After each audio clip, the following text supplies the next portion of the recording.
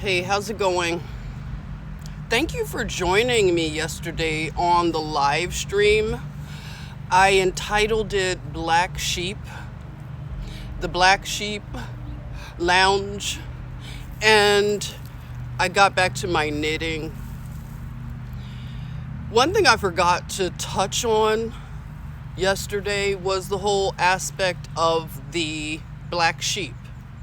And I know that one person in the comments said that they are a black sheep in their probably family or something. Usually it's in your family, but it can be in your friend group too. And I speak about being, a black sheep of my family and my friend group, I have to say. Probably any group. To be honest, but it's not like I don't want to make it sound like a victim position, because it's not.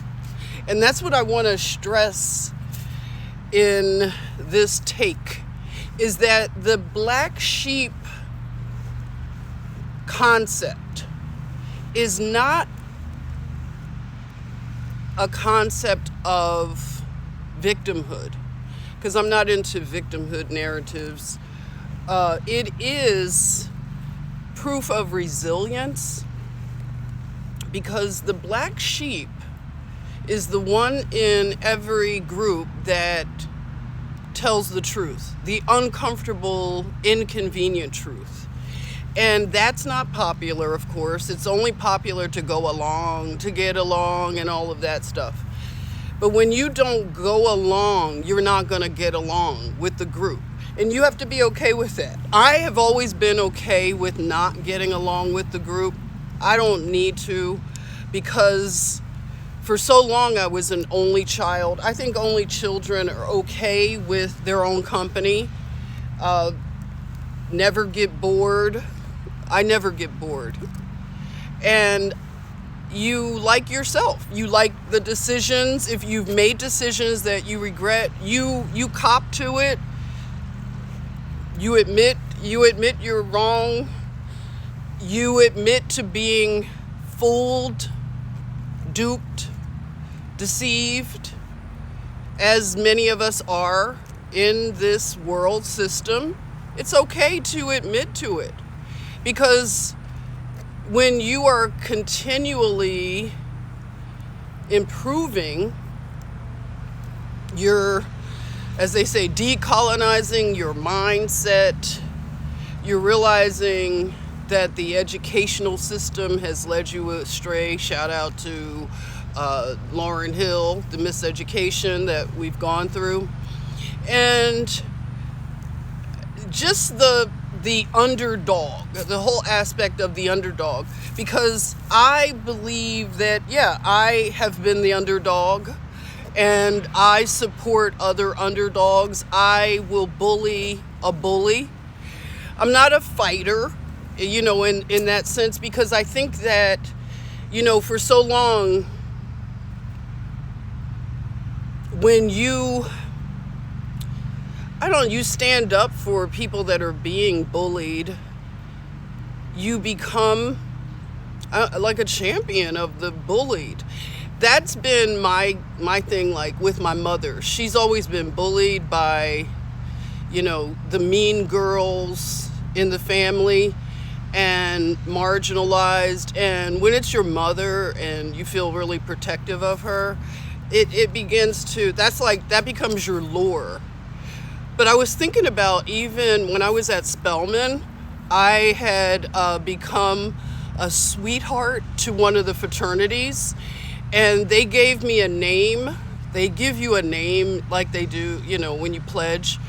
And they gave me the nickname Polly Purebred. And I thought about that, I don't know, a lot over the years. It was a funny name when they gave it to me. But when I thought about it, I had to decode, what were they really saying? Polly Purebred. She was the girlfriend to Underdog. And Underdog, he fought for the underdogs, right? And that's interesting that they named me that. A lot of times people see you for who you are. And that was just interesting. Now, I later denounced the whole sweetheart thing, and I wrote a letter. I was on to that denouncement stuff kind of early. And, of course, I'm sure it offended a lot of the guys, that were my friends and acquaintances at Morehouse. But the real ones will understand. That's the thing. And for the underdog and for the black sheep,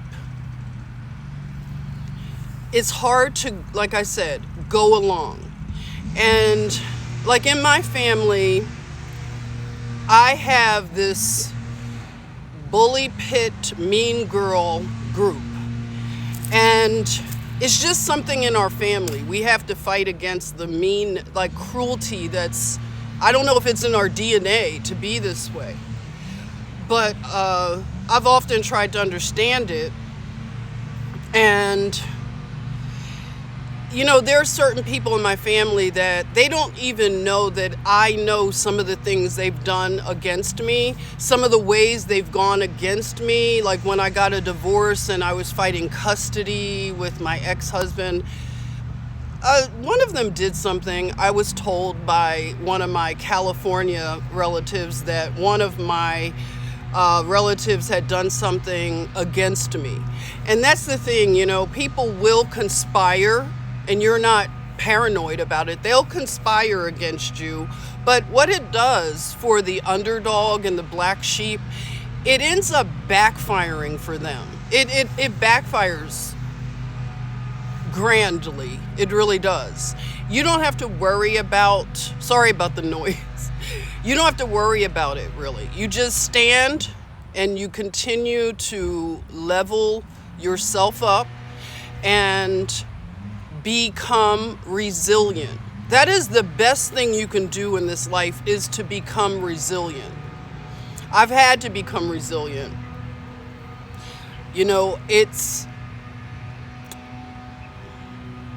part of being the one that bullies the bullies and doesn't bend to a bully. And in 2020, I saw a lot of bullies come out. They came out of the woodworks, some of them. They did not like if you went against the narrative. They hated it, in fact. It showed a lot of them for who they are. I had people say, "I'm going to unfriend you. How could you dare?" And if they hadn't told me that they were going to unfriend me, I wouldn't have even noticed. That's the ironic part of it. They had to come and tell me. You know how they put in the comments like, "This isn't an airport. You don't have to announce your departure." So it wasn't necessary. But it was necessary for them to let me know that I was going against the approved narrative. And that's okay. I had to stand against a bully pit. And guess what? I'm here. I'm here. It did not do anything to me. Yeah, I may have lost some things financially for standing up as a nurse who went to New York City and saw things with my own eyes. That didn't go over well. But the Most High Yah will provide and protect and all of the things and restore his children. So whatever people think they're doing against you, it will backfire. And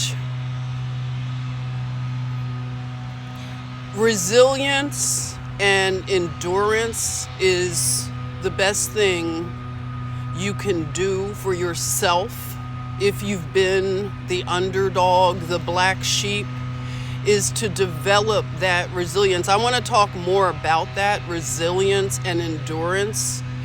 I'll keep you posted, okay? Thanks.